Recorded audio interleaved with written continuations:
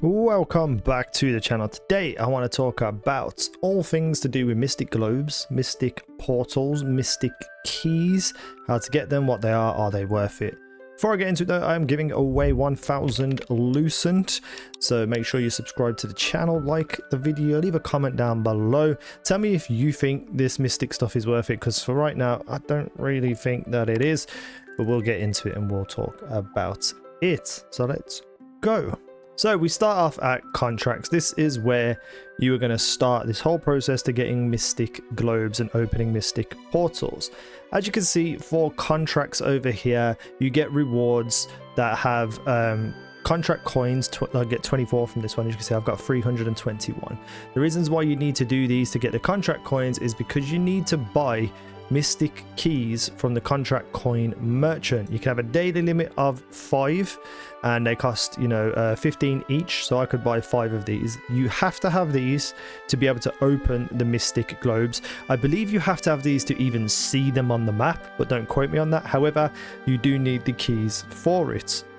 So when you've completed contracts and you've got your contract coins, you just need to search out in the world. Occasionally, if you look at your little map in the top right hand corner, you'll see an icon that just kind of looks like a circle globe with some mystic stuff around it. I know that sounds kind of like dead on the nose to what you're looking for, but it's fairly obvious what you are looking for when you look at the map. Now, these little balls that you need to collect usually are in a, I don't want to say a difficult place to get to, but more of an awkward place to get to. So like you might have to jump up onto a higher building and glide down onto something else. Sometimes the globe might be on a very, very tiny like kind of rock that you can barely stand on. So you got to really position yourself well. I've had the one that you'll see on screen right now where it was on an opposite rock to me. But for the most times, they're fairly easy to get to. When you open these globes, you will get a certain amount of rewards. You will get usually a 100 abyssal contract tokens, which are used in your dungeon mode. So you go to a dungeon and you kill things and you get more XP and more loot while you have abyssal contract tokens in your inventory, which you can see up here in the top right.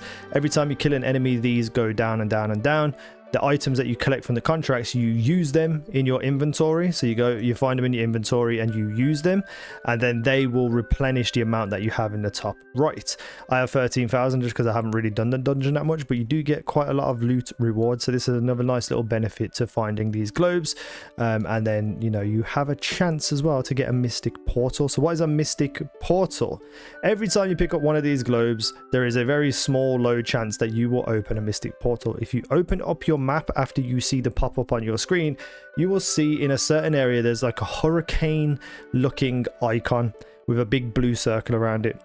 In this area is your mystic portal. You have to find it.